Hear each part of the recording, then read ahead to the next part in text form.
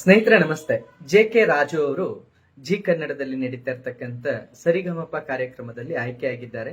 ಅವರಿಗೆ ನಾನು ಅಭಿನಂದನೆಗಳನ್ನ ಸಲ್ಲಿಸ್ತಾ ನನ್ನ ಕೆಲವು ನೆನಪುಗಳನ್ನ ನಿಮ್ಮೊಡನೆ ಹಂಚ್ಕೋಬೇಕು ಮತ್ತು ಕೆಲವೊಂದು ಸಂದರ್ಭಗಳು ಕಾಕತಾಳೀಯವೋ ಅಥವಾ ವಿಸ್ಮಯವೋ ಅಥವಾ ಭಗವಂತ ಈಗ ಆಗಬೇಕು ಅಂತಾನೆ ಇಂಥ ಘಟನೆಗಳನ್ನ ಈ ಹಿಂದೆಯೇ ಸೃಷ್ಟಿ ಮಾಡಿರ್ತಾನೋ ಗೊತ್ತಿಲ್ಲ. ಆದ್ರೆ ಅಂತಹ ಘಟನೆಗಳು ನಮಗೊಂದು ರೀತಿ ಆಶ್ಚರ್ಯಕರವನ್ನು ಉಂಟು ಮಾಡ್ತವೆ. ಗೊತ್ತಿಲ್ಲ ಎಲ್ಲದರ ಹಿಂದೆಯೂ ಭಗವಂತನಿದ್ದಾನೆ ಅನ್ನೋದು ಸತ್ಯವೇನು ಅಂತ. ಸ್ನೇಹಿತರೆ, ಅದೊಂದು ಕಾಲ. ಆ ಕಾಲ ಹೇಗಿತ್ತಂತಂದ್ರೆ ನಾನು ಹಾಸ್ಯ ನಾಟಕಗಳನ್ನ ನಾನೇ ಬರೆದು ನಿರ್ದೇಶಿಸ್ತಾ ಇದ್ದೆ. ಅನೇಕ ಕಡೆ ಹೋಗೋದು, ಬೀದಿ ನಾಟಕಗಳನ್ನು ಮಾಡೋದು, ಹೀಗೆ ನನ್ನ ಬದುಕು ನಾಟಕ ರಂಗದಲ್ಲಿ ನಡೀತಾ ಇತ್ತು. ನನಗೆ ಹಾಸ್ಯ ಕಲಾವಿದ ಆಗ್ಬೇಕು ಅನ್ನೋ ಬಹಳ ದೊಡ್ಡ ಆಸೆ. ಅದು ಬಂತು, ಕಲರ್ಸ್ ಕನ್ನಡದವರೆಗೂ ಬಂದು ಅದು ಅಲ್ಲೇನೋ ನನ್ನ ಕೆಲವು ಕಾಂಟ್ರವರ್ಸಿ ಅಂತ ಹೇಳಿ ಕರೀತಾರೆ, ಗೊತ್ತಿಲ್ಲ. ನಾನು ಸಿದ್ದರಾಮಯ್ಯನವರಿಗೆ ಮಾತಾಡಿದ ಮಾತುಗಳು ಅದು ನನ್ನನ್ನ ಆ ಯಾವುದೋ ಒಂದು ದೊಡ್ಡ ಕಾರ್ಯಕ್ರಮಕ್ಕೆ ಆಯ್ಕೆಯಾಗಿದ್ದೆ, ಅಲ್ಲಿಂದ ನನ್ನನ್ನ ಕೈ ಬಿಟ್ಬಿಟ್ರು. ಇರ್ಲಿ, ಅದೆಲ್ಲ ಒಂದು ದೊಡ್ಡ ಕತೆ. ಅದನ್ನ ಆಮೇಲೆ ಯಾವಾಗ ಯಾರು ಬಿಡುವಾದಾಗ ಹೇಳ್ಕೊಳ್ತೇನೆ.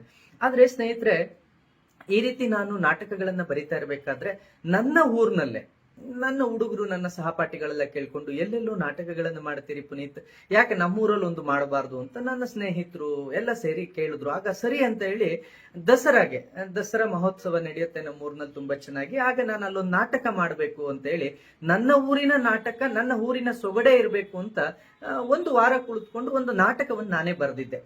ಆ ನಾಟಕದಲ್ಲಿ ಗುಂಡೂರಾವ್ ಅಂತ ಹೇಳಿ ಮನೆ ಮಾಲೀಕನ ಪಾತ್ರವನ್ನ ಮಾಡಬೇಕಾದಂತಹ ಪಾತ್ರಧಾರಿ ತುರ್ತು ಕಾರಣಗಳಿಂದ, ಯಾವುದೋ ತುರ್ತು ಕಾರಣದಿಂದ ಆ ಪಾತ್ರ ಮಾಡಬೇಕಾದ ಪಾತ್ರಧಾರಿ ಬರೋದಿಲ್ಲ. ಆಗ ನಾನು ಆ ಕಾರ್ಯಕ್ರಮಕ್ಕೆ ಆಡುವುದಕ್ಕೆ ಅಂತ ಹೇಳಿ ನಾನು ಜೆ.ಕೆ. ರಾಜು ಅವರನ್ನು ಕರೆಸ್ಕೊಂಡಿರ್ತೇನೆ. ಯಾಕೆಂತ ಅಂದ್ರೆ ನಮಗಿದ್ದ ಬಜೆಟ್ಗೆ ಸಿಕ್ತಿದ್ದವರು, ಬಹಳ ಕಡಿಮೆ ಹಣಕ್ಕೆ ಬಂದು ಆಡನ್ನ ಆಡ್ಕೊಟ್ಟು ಹೋಗ್ತಾ ಇದ್ದವರು ಜೆ.ಕೆ. ರಾಜು ಅವರು. ಅಂದ್ರೆ ಆಗ ಯಾರು ಅವರನ್ನ ಅಷ್ಟು ಕರೆಯೋದಾಗ್ಲಿ ಗುರುತಿಸೋದಾಗ್ಲಿ ಇರ್ಲಿಲ್ಲ. ಹಾಗಾಗಿ ಇವರು ಸಿಕ್ತಿದ್ರು. ನಾನು ಕೇಳ್ಕೊಂಡಾಗ ಬರ್ತೀನಿ ಅಂತ ಹೇಳಿದ್ರು, ಬಹಳ ಪ್ರೀತಿಯಿಂದ ಬಂದ್ರು. ನಾನು ಅವರನ್ನ ಒಂದ್ ಮಾತು ಕೇಳಿದೆ, ಗುಂಡೂರಾವ್ ಅಂತ ಹೇಳಿ ಪಾತ್ರಧಾರಿ ಬಂದಿಲ್ಲ, ನೀವು ಆ ಪಾತ್ರ ಮಾಡಿಕೊಡ್ತೀರಾ ಅಂತ ಕೇಳಿದೆ. ಅವ್ರು ಬಹಳ ಸಂತೋಷದಿಂದ ಒಪ್ಕೊಂಡ್ರು.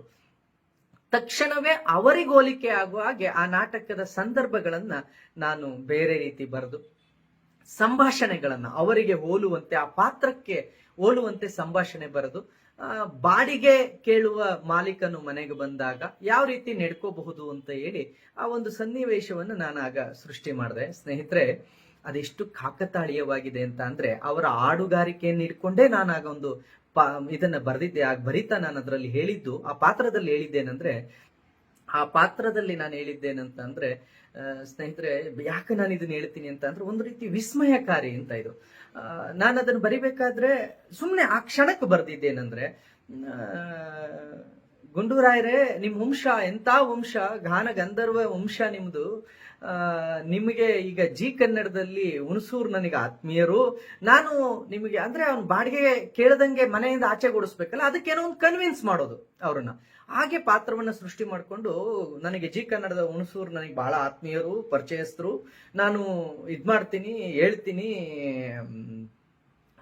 ನಿಮಗೆ ಅಲ್ಲಿ ಜೂನಿಯರ್ ಅಲ್ಲಿ ಚಾನ್ಸ್ ಕೊಡ್ತೀನಿ ಆಡೋಕೆ ಅಂತ ಹೇಳ್ಬಿಟ್ಟೆ. ಅಂದ್ರೆ ಅದು ಜೂನಿಯರ್ ಅಲ್ಲ, ಅವ್ರು ಸೀನಿಯರ್ ಅಲ್ವಾ, ನಾನು ಜೂನಿಯರ್ ಅಲ್ಲಿ ಚಾನ್ಸ್ ಕೊಡಿಸ್ತೀನಿ ಅನ್ನೋದು. ನಾನು ಸೀನಿಯರ್ ಅಂತ ಅವ್ರು ಹೇಳ್ತಾರೆ. ಅದಕ್ಕೆ ನಾನಾಗ ಓ ಸೀನಿಯರ್ ಅಲ್ವಾ, ಸೀನಿಯರ್ ಆಯ್ತು, ಅದರಲ್ಲೇ ಕೊಡಿಸ್ತೀನಿ ಅಂತ. ಕಾಕತಾಳೀಯ ನೋಡಿ, ಇವತ್ತು ಜೆ.ಕೆ. ರಾಜು ಅವರು ಸೀನಿಯರ್ ಮತ್ತು ಜೂನಿಯರ್, ನಾನು ಅವತ್ತೇನ್ ಜೂನಿಯರ್ ಅಲ್ಲಿ ಕೊಡಿಸ್ತೀನಿ, ಸೀನಿಯರ್ ಆಗು ಕೊಡಿಸ್ತೀನಿ ಅಂದ್ರೆ, ಈ ಪಾತ್ರವನ್ನು ಸೃಷ್ಟಿ ಮಾಡ್ಬೇಕಾದ್ರೆ ಆ ಶಬ್ದಗಳು ಬಂದಿತ್ತಲ್ಲ, ಯಥಾವತ್ ಆ ಶಬ್ದಗಳಿಗೇನೆ ಇವತ್ತು ಸಮಯ ನಿಗದಿಯಾಗಿದೆ. ಇವತ್ತು ಜಿ ಕನ್ನಡದಲ್ಲಿ ನಡೀತಾ ಇರ್ತಕ್ಕಂಥ ಆ ಶೋ ಜೂನಿಯರ್ಗೂ ಕೂಡ ಹೌದು, ಸೀನಿಯರ್ಗೂ ಕೂಡ ಹೌದು. ಇದನ್ನ ನೋಡಿದಾಗ ಅಂದ್ರೆ, ಯಾವುದೋ ಜೂನಿಯರ್ಗೆ ಅಥವಾ ಸೀನಿಯರ್ಗೆ ಅವ್ರು ಆಯ್ಕೆಯಾಗಿದ್ರು ನನಗಿದು ವಿಸ್ಮಯ ಅನ್ನಿಸ್ತಿರ್ಲಿಲ್ಲ. ಆದ್ರೆ ಅವತ್ತು ಆ ಪಾತ್ರದಲ್ಲಿ ಬಂದ ಆ ಸಂಭಾಷಣೆ ಏನಿತ್ತು, ಅದಕ್ಕೆ ಸರಿ ಒಂದು ಹಾಗೆ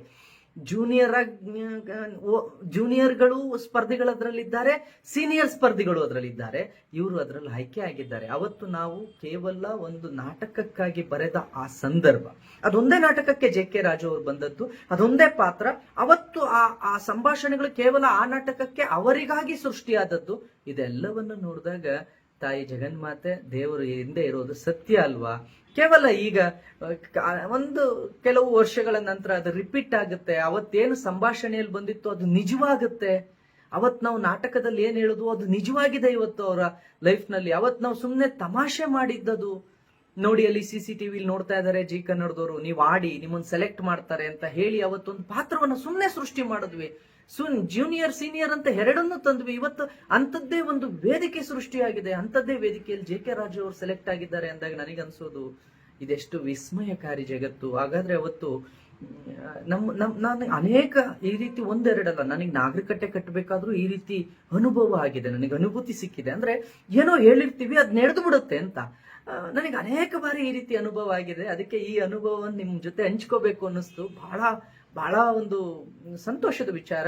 JK ರಾಜು ಅವರಿಗೆ ಒಳ್ಳೇದಾಗ್ಲಿ. ಅವ್ರು ಬಹಳ ಅಂದ್ರೆ ಬಹಳ ಸರಳತೆಯ ವ್ಯಕ್ತಿ. ಕೇವಲ ಒಂದೆರಡು ದಿನ ಮಾತ್ರ ನಮ್ಮ ಜೊತೆಗಿದ್ರು. ಒಂದ್ ದಿವಸ ನಾಟಕದ ದಿವಸ ಬಂದಿದ್ದು, ಅದಾದ್ಮೇಲೆ ನೆಕ್ಸ್ಟ್ ಡೇ ಅವ್ರನ್ನ ಡ್ರಾಪ್ ಮಾಡೋವರೆಗೂ ನಮ್ಮ ಜೊತೆಗಿದ್ರು. ಬಹಳ ಒಳ್ಳೇದಾಗ್ಲಿ. ಬಹಳ ಸರಳತೆಯ ವ್ಯಕ್ತಿ ಅವರು. ಅವ್ರಿಗೆ ಒಳ್ಳೇದಾಗ್ಲಿ. ನಾನು ಇಷ್ಟೊತ್ತು ಹೇಳಿದ್ರ ಬಗ್ಗೆ ಸಾಕ್ಷಿ ಇಲ್ಲಿದೆ ನೋಡಿ. ಯಾವಾಗ ನಾನು ಬಾಡಿಗೆ ಕೇಳಕ್ ಬಂದ್ರು ಕೂಡ ನನ್ನ ಗಾನ ಗಂಧರ್ವ ಗಾನಕ್ಕೆ ಹೋಗಿದೆ ಅಂತ ಹೇಳ್ಬಿಟ್ಟು ಯಾಮಾರ್ಸೆ ಕಳಿಸ್ತಾನ. ನಾನು ಈ ಸರಿ ಬಿಡೋದಿಲ್ಲ. ಕುಣಿತ ಎಲ್ಲ ಬಾಳ್ಕೆನಂದು ಓದಿಯ ಪಿಶಾಚಿ ಅಂದ್ರೆ ಬುಂದಿಯ ಗವಾಕ್ಷಿ ಅಂತ ಯಾರಾದ್ರೂ ಒಬ್ರು ಒಪ್ಪಿಸ್ಕೊಂತಾರೆ. ಏನ್ ಹೇಳಿದೆ ನೀನು? ಗುಂಡೂರಾಯ್ರೆ ಮನೆ ಬಾಡಿಗೆ ತಾನೇ ಬೇಕು, ಮತ್ತಿನ್ನೇನು ಕೊಟ್ರಾಯ್ತು ಬಿಡಿ. ಅಲ್ಲ ಗುಂಡೂರಾಯ್ರೆ, ಏನಿದು ಪೂರ್ತಿ ಬ್ಯಾಗ್ ಸಮೇತ ಬಂದಿದ್ದೀರಾ? ಎಲ್ಲ ದುಡ್ಡಿಸ್ಕೊಂಡು ಹೋಗಕ್ಕೆ ಏನೇ? ಎಲ್ಲ ತುಂಬಾ ಹಾಕಪ್ಪ. ಹಾಕ್ತೀನಿ ತಡಿ. ಗುಂಡೂರಾಯ್ರೆ, ನಿಮ್ಮಂತ ಗಾಯಕರು ನಮಗೆಲ್ಲಾರು ಸಿಗ್ತಾರ? ಹೌದೌದೌದೌದು. ಬಹಳ ಸಂತೋಷ. ಮನೆ ಬಾಡಿಗೆ ಕೊಡ್ಬಾರ್ದು. ಸತ್ವಾಗಿ ಮನೆ ಬಾಡಿಗೆ ಕೊಡಬಾರ್ದು ಅಂದ್ರೆ ಏನಾದ್ರು ಮಾಡ್ಬೇಕಲ್ಲ. ಗೊಡ್ತಾ ಇದ್ದೆ. ಈಗ ಈ ಜಿ ಕನ್ನಡದಲ್ಲಿ ಹುಣಸೂರು ಅಂತ ಇದಾರೆ ನೋಡಿ ಒಬ್ಳು. ಹುಣಸೂರು? ಅವ್ರು ನನ್ನ ಬಾಲ್ಯದ ಗೆಳೆಯರು. ಅವರು ಹೇಳಿದ್ದಾರೆ ಈ ಸರಿಗಮಪದಲ್ಲಿ ಜೂನಿಯರ್ ಸರಿಗಮಪ ಅಂತ ಮಾಡ್ತಾ ಇದಾರಂತೆ. ಹೌದಾ? ನಾನ್ ನಿಮಗೆ ರೆಕಮೆಂಡ್ ಮಾಡಿದ್ದೀನಿ. ಜೂನಿಯರ್ ಕಂಡ್ರೆ ಜೂನಿಯರ್ ಸೀನಿಯರ್. ಜೂನಿಯರ್ಗೂ ಸೀನಿಯರ್ಗೂ ವ್ಯತ್ಯಾಸ ಗೊತ್ತಾಗ. ಸೀನಿಯರ್ ಯಾಕಂದ್ರಿ ಆಯ್ತು. ನೋಡಿ ಅಲ್ಲಿ CC ಕ್ಯಾಮ್ರಾ ಐತ್ ನೋಡಿ. ಅಲ್ಲಿ ನಾನ್ ನಿಮ್ ಮನೇನೆ ರೀ, ನಾನ್ ಫಿಟ್ ಮಾಡಿರೋದು. ಅದ್ರಲ್ಲಿ ನೋಡ್ತಾ ಇದಾರೆ ಹುಣಸೂರು ಲೈವ್ ಆಗಿ. ನಮಸ್ಕಾರ ಮಾಡಿ. ನಮಸ್ಕಾರ ಮಾಡಿ. ನೋಡಿ ನೀವೊಂದು ಹಾಡು ಹೇಳಿ. ನಾನು ಹಾಡು ಹೇಳ್ಬೇಕು. ಅವ್ರು ಲೈವ್ ಆಗಿ ನೋಡ್ತಾ ಇದಾರೆ, ಒಂದ್ ಹಾಡು ಹೇಳ್ರಿ. ಯಾವ್ದು ನೀವೇ ಹೇಳ್ರಿ. ಯಾವ್ದು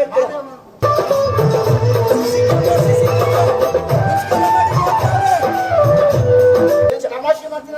ಇಲ್ಲ ರೀ, ನಿಮ್ಮನ್ನ ನಾನ್ ಸರಿಗಮಪ ಸೀನಿಯರ್ ನಲ್ಲಿ ನಿಮ್ಮನ್ನು ಒಬ್ರು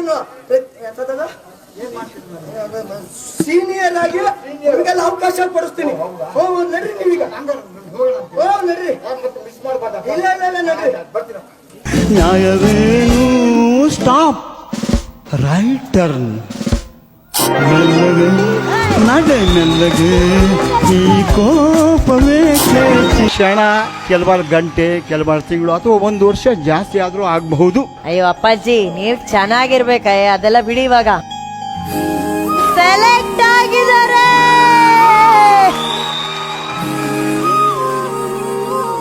ತಮ್ಮ ನನ್ನ ಹೆಸರು JK ರಾಜು ಅಂತ. ಎಷ್ಟು ವಯಸ್ಸು? ನನಗೆ 72 ವರ್ಷ. ಓಹ್,